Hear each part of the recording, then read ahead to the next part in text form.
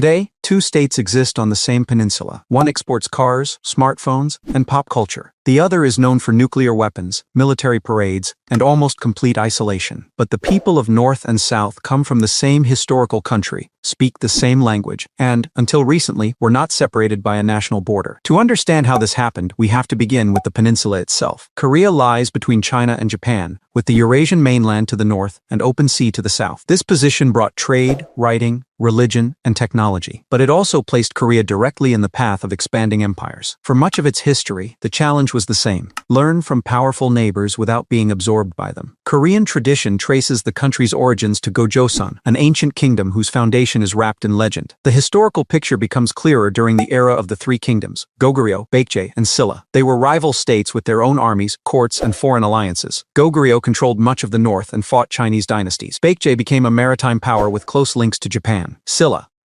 initially the weakest, allied with China's Tang dynasty. With Tang support, Silla defeated Baekje and Goguryeo in the 7th century. But victory created a new problem. Tang China now attempted to control the conquered territory. Silla turned against its former ally and forced Tang forces out of most of the peninsula. It ruled the south, while Balhae emerged in the north. A shared political and cultural world was beginning to take shape. By the early 10th century, Silla had weakened and regional rulers were fighting for power. The kingdom of Goryeo eventually reunified most of the peninsula. Its name would later give the world the word Korea. Goryeo became known for Buddhist art, Celadon ceramics, and movable metal type, used long before it became common in Europe. But cultural achievement did not guarantee political security. In the 13th century, Mongol armies invaded repeatedly. Goryeo resisted for decades, but survived by accepting Mongol domination and close ties to the Yuan imperial court. The state remained Korean, but its freedom of action was sharply reduced. Survival had required compromise with a stronger power. In 1392, a new dynasty replaced Goryeo. It was called Joseon, and it would rule for more than 5 centuries. Joseon reorganized the country around Neo-Confucian principles. Officials were selected through demanding examinations, and the state became more centralized and stable. Its most influential cultural achievement came under King Sejong. Until then, educated Koreans mainly wrote with Chinese characters, which required years of study. In the 15th century, Sejong introduced a new alphabet designed around the sounds of the Korean language. The system made literacy more accessible. Although many elites resisted it, Hangul eventually became a foundation of Korean identity. Joseon's stability, however, could not protect it from events beyond its borders. At the end of the 16th century, Japanese forces invaded, intending to pass through Korea and conquer China. Korean armies suffered devastating early defeats, but resistance grew.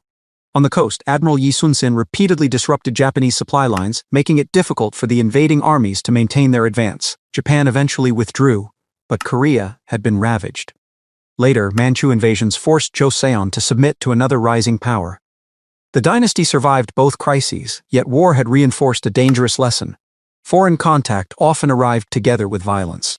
By the 19th century, isolation was no longer a workable defense. Industrial powers were expanding across Asia, and Korea became the focus of competition between China, Japan, and Russia. Japan moved fastest. After defeating China and then Russia, it pushed Korea first into protectorate status and then in 1910 formally annexed the country. For the first time in centuries, an independent Korean state disappeared. Japanese rule transformed the peninsula for the benefit of the empire. Railways, ports, mines, and factories expanded while land and production were directed toward Japanese needs. Political activity was suppressed, and colonial policies attacked Korean language and identity. Resistance never vanished. The March 1st movement brought mass demonstrations in 1919, and independence activists organized both inside Korea and abroad. But liberation came only with Japan's defeat in the Second World War. In 1945, Koreans celebrated the end of colonial rule. Yet they did not regain a unified state. Soviet forces entered from the north. American forces arrived in the south. The two powers divided responsibility for accepting the Japanese surrender along the 38th parallel. The line was supposed to be temporary. Instead, cooperation between the Soviet Union and the United States collapsed as the Cold War began. Each occupation zone developed its own institutions, security forces, and political leadership. In 1948, two governments were established: the Republic of Korea in the south, led by Syngman Rhee, and the Democratic People's Republic of Korea in the north, led by Kim Il-sung. Both claimed the right to govern the entire peninsula. Border clashes increased, and in June 1950 North Korean forces crossed the parallel in a full-scale invasion. Seoul fell within days. South Korean and United Nations forces were pushed into a small defensive area around Busan. Then the war reversed. A United Nations landing at Incheon cut North Korean supply lines. Seoul was recaptured, and UN forces advanced far into the north. But as they approached the Yalu River, China entered the war. Hundreds of thousands of Chinese troops drove the UN forces south, and Seoul changed hands once again. Eventually, the front stabilized close to where the conflict had begun. What followed was a brutal war of trenches, artillery, and attrition. In 1953, an armistice stopped the fighting and created the demilitarized zone. It did not produce a peace treaty. Millions had been killed, wounded, or displaced. Cities were destroyed, and families were trapped on opposite sides of a border they had never chosen. The war failed to reunify Korea. Instead, it made the division permanent. At first, the future of the two states was not obvious. The North possessed much of Korea's heavy industry and recovered with Soviet and Chinese assistance. The South was poorer, politically unstable, and governed by authoritarian leaders. But their paths gradually separated. North Korea built a tightly controlled state around Kim Il-sung, central planning, and Juche, or self-reliance. Opposition was eliminated, information restricted, and military strength became central to the regime. The system initially produced rapid reconstruction, but isolation, inefficient planning, and the collapse of Soviet support created a severe crisis. During the 1990s, famine killed large numbers of people. The government tightened control and invested heavily in missiles and nuclear weapons. South Korea's early governments were also authoritarian. Under Park Chung-hee, the state directed resources toward family-controlled companies known as chaebol. Factories expanded, exports grew, and investment in education created a skilled workforce. The transformation was extraordinarily fast, but it came with censorship, labor repression, and political violence. Public pressure for democracy continued to grow. In 1987, mass protests helped force constitutional reform and direct presidential elections. Over the following decades, South Korea became a high-income democracy and a global center of technology and culture. Companies such as Samsung and Hyundai became international brands, while Korean film, television, and music reached audiences around the world. So the contrast visible today was not created by ancient hostility between two different peoples. It grew from colonial rule, the rivalry of outside powers, a temporary division that hardened into separate states, and a war that ended without peace. North and South Korea still share centuries of history, but for more than 70 years, they have lived under different governments, different economies, and different versions of the past. One peninsula, one historical civilization, and two countries shaped by the same division in completely different ways. A burial mound the size of a city, a samurai ruling in the emperor's name, the ruins of Hiroshima, and a train moving at more than 200 kilometers per hour. These are not separate stories. They are stages in the history of one country. To understand how they connect, we need to return to the 3rd century, when Japan did not yet exist as a unified state. The islands were divided among local communities and competing clans. Chinese chronicles describe a realm ruled by a queen named Himiko, but they do not describe a single Japanese kingdom. The clearest evidence of growing political power comes from enormous keyhole-shaped tombs known as kofun. Building them required land, labor, and control over thousands of people. By the 5th century, the Yamato clan had become the strongest political force in central Japan. It built alliances with other clans and extended its influence across much of Honshu and northern Kyushu. The rulers of Yamato became the ancestors of Japan's imperial line. But early Japan did not develop in isolation. Writing, metalworking, new military technology, and Buddhism reached the islands through China and the Korean peninsula. Buddhism became especially important because it offered Yamato rulers more than a religion. Temples, rituals, and educated monks could also strengthen central authority. In the 7th century, the court began reorganizing the country using Chinese models. The Taika reforms and the Taiho Code placed land, taxes, and provincial government under a more centralized administration. In 710, the court established a permanent capital at Nara. In 794, it moved to Heian, the city later called Kyoto. Heian became the center of an elegant court culture. Aristocratic families competed through marriage, ceremony, and access to the emperor. The Fujiwara clan became particularly powerful by marrying its daughters into the imperial family and governing through child emperors. But outside the capital, the court depended on provincial warriors to protect estates, enforce decisions, and collect revenue. Those warriors developed their own lands, followers, and weapons. Over time, the people employed to defend the political system became powerful enough to control it. In the late 12th century, rivalry between the Taira and Minamoto clans erupted into the Genpei War. The Minamoto won. Their leader, Minamoto no Yoritomo, established a military government at Kamakura and received the title of shogun. The emperor remained in Kyoto, but practical power had shifted. Japan now had an imperial court and a military government at the same time. This division would shape the country for centuries. The Kamakura government survived 2 Mongol invasions, in 1274 and 1281. Storms damaged the invasion fleets, but Japanese defenses and prolonged fighting also mattered. The victories created a new problem. Because Japan had conquered no territory, the shogunate had little land to distribute among the warriors who expected rewards. Loyalty became harder to maintain. Kamakura eventually fell, and a new military government was created by the Ashikaga family, but its authority was weaker. The Onin War, beginning in 1467, devastated Kyoto and helped break central control. Japan entered the Sengoku period, an age of warring states in which regional lords built armies, seized castles, and fought for territory. Then outsiders introduced a weapon that accelerated the conflict. Portuguese traders arrived in 1543 with matchlock guns. Japanese craftsmen began producing their own versions, and armies soon used firearms on a large scale. Oda Nobunaga used new tactics, disciplined troops, and ruthless force to defeat rival lords and powerful religious institutions. After his assassination in 1582, Toyotomi Hideyoshi continued the process and unified most of Japan.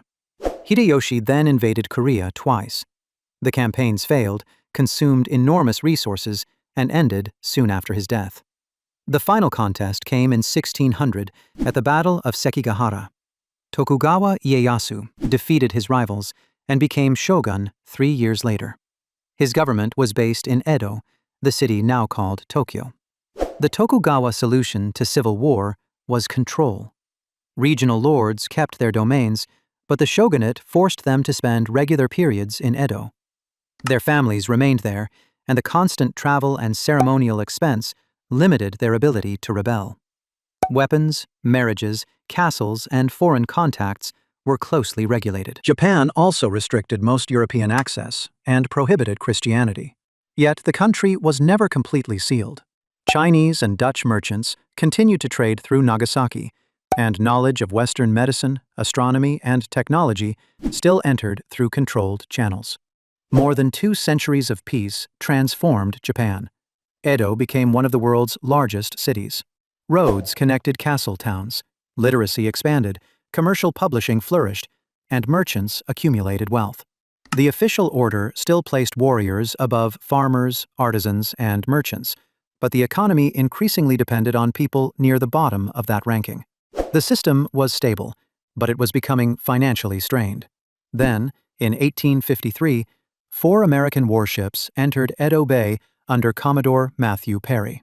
Their steam engines and heavy guns demonstrated that the shogunate could not simply exclude the industrial powers. Treaties opened Japanese ports and granted foreigners legal and commercial privileges. Many Japanese regarded them as humiliating. Opposition grew around the slogan, "Revere the Emperor, expel the barbarians." In practice, the movement did not expel the foreigners.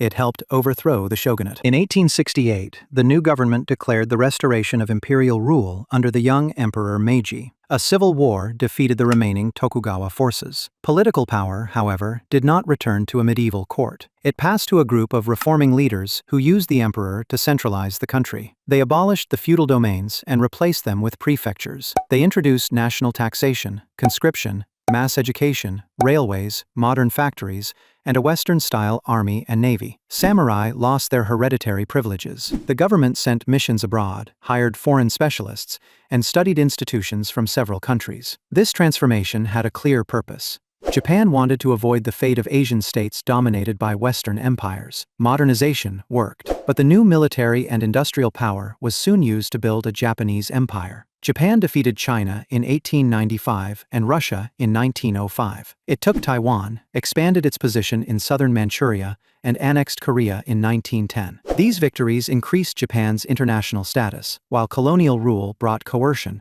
political repression, and attempts to absorb subject populations into the empire. Japan also created a constitution and a parliament.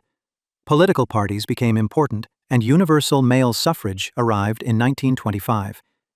But the armed forces answered directly to the emperor, not fully to the civilian cabinet. That weakness became critical during the economic and political crises of the 1930s. In 1931, officers of the Japanese army engineered a pretext to occupy Manchuria. The civilian government could not reverse the conquest. In 1937, fighting near Beijing expanded into full-scale war with China.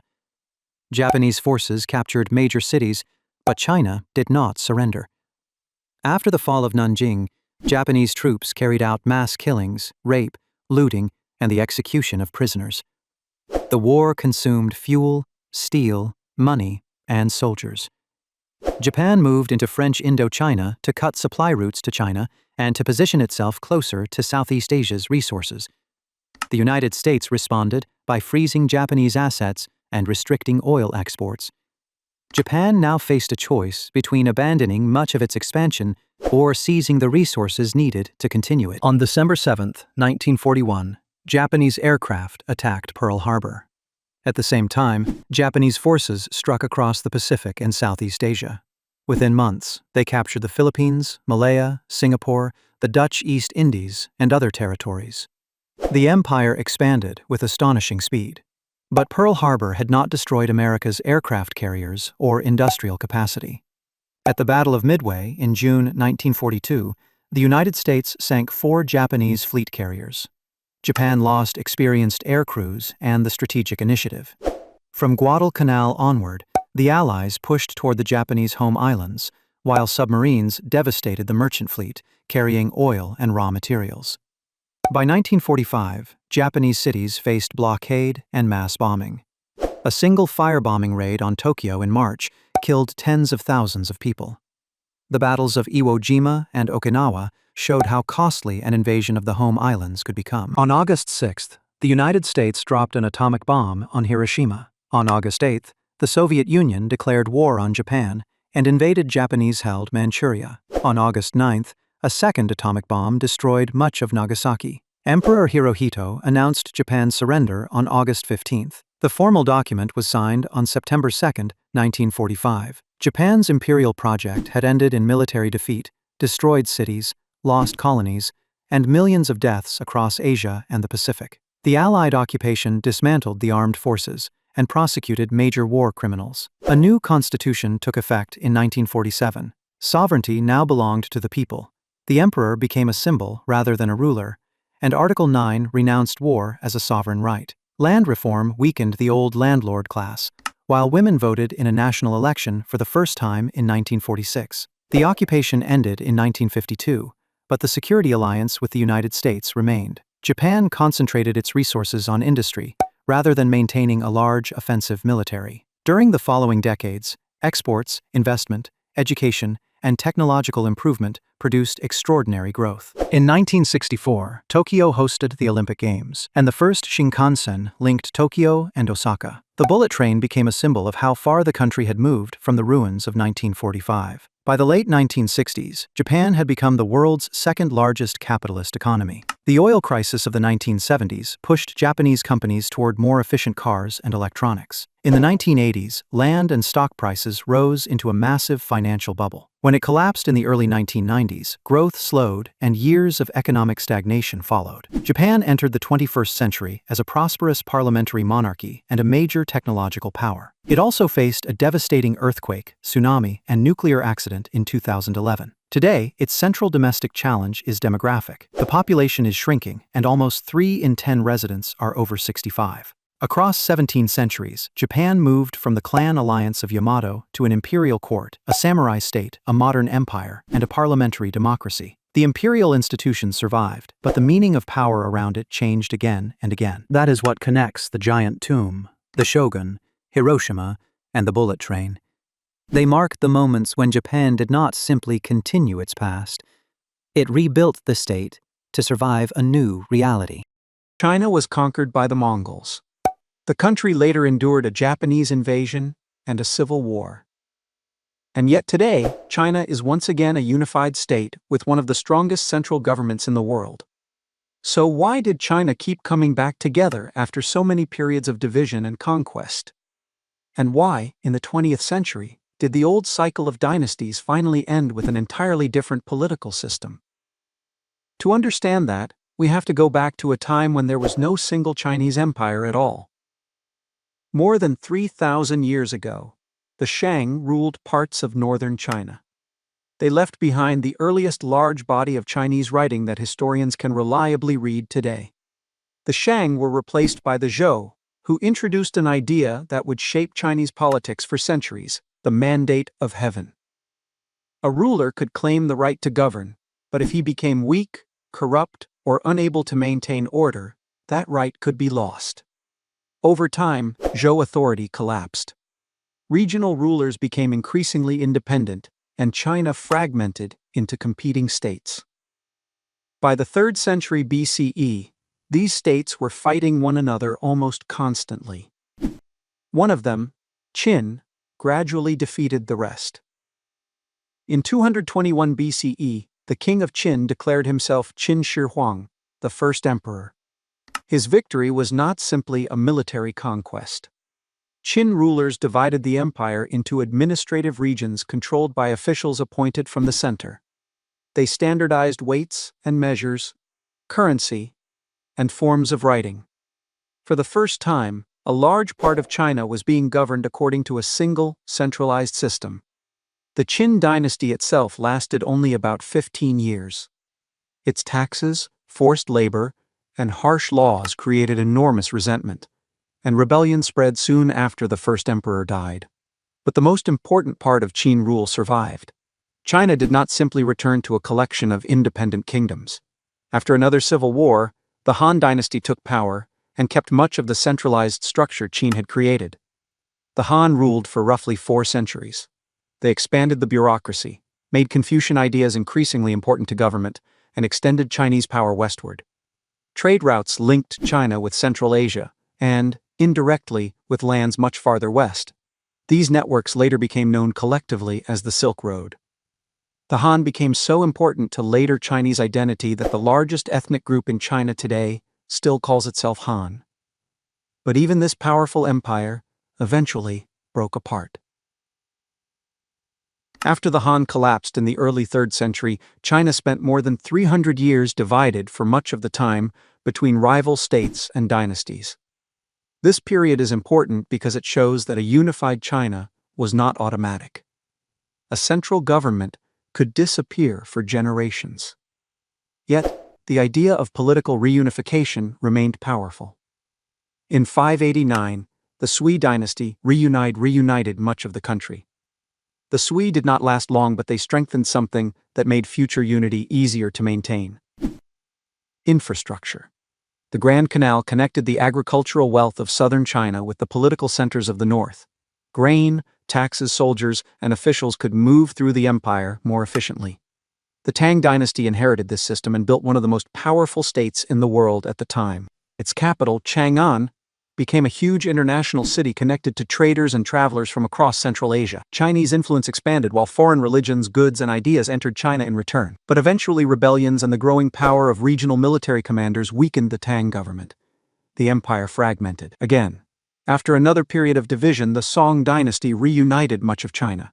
The Song period became one of the most economically and technologically dynamic eras in Chinese history. Cities grew rapidly. Commercial farming expanded. Chinese merchants became increasingly active at sea. Printing spread widely. Gunpowder technology developed. The magnetic compass became increasingly important for navigation. Chinese ships traded across Southeast Asia and the Indian Ocean.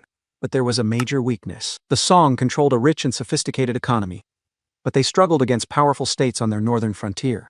They lost territory again and again. Then a much larger threat appeared: The Mongols. During the 13th century, Mongol armies destroyed one state after another across northern China. Kublai Khan, a grandson of Genghis Khan, founded the Yuan dynasty. By 1279, the Mongols had defeated the last major Song resistance and controlled all of China. For the first time, the entire country was ruled by a dynasty founded by foreign conquerors. But the Mongols did not simply erase the Chinese state.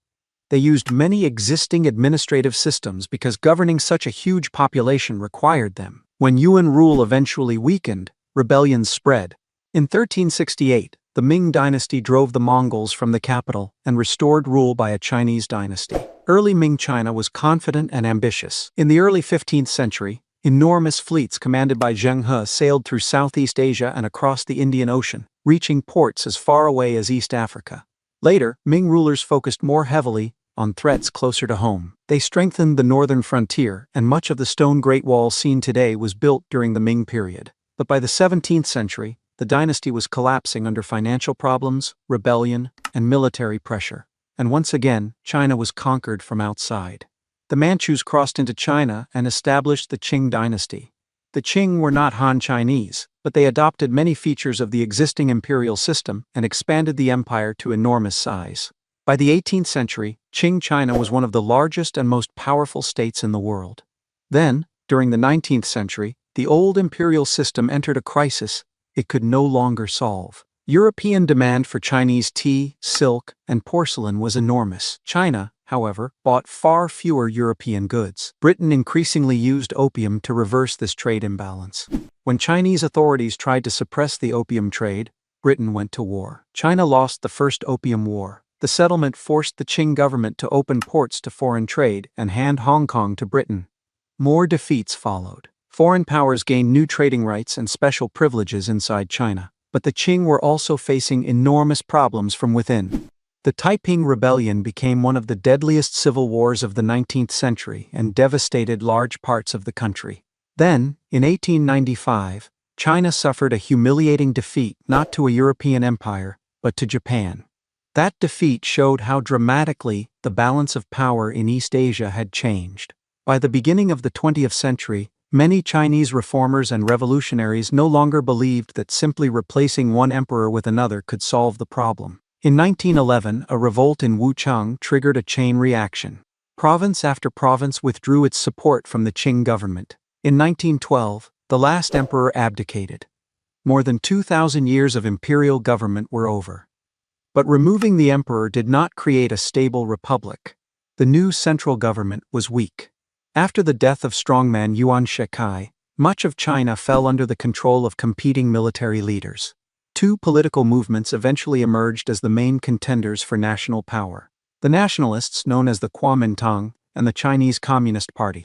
At first they cooperated. Then they turned against each other.